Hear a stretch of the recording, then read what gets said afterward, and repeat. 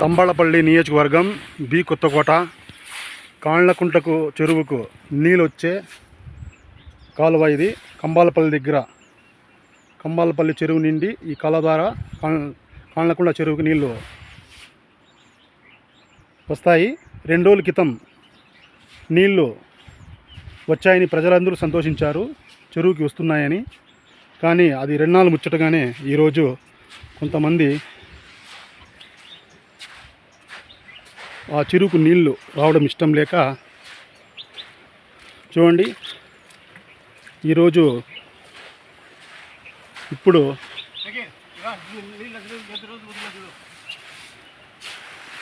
JCB తీసుకొచ్చి నీళ్ళు రాకుండా మట్టి తోలేశారు.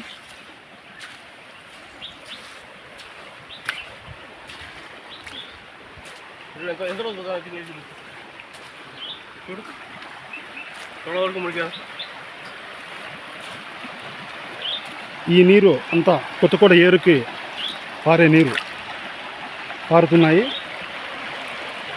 చూడండి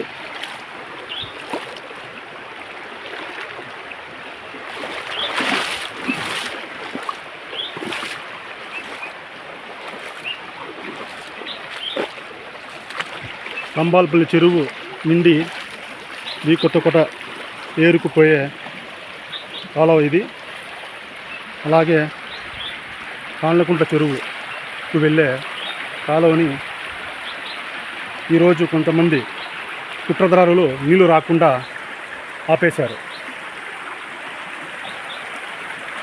జేసీబీ బండిని మనము పట్టుకునేలోగా జేసీబీ ఇక్కడి నుంచి తరలి వెళ్ళింది.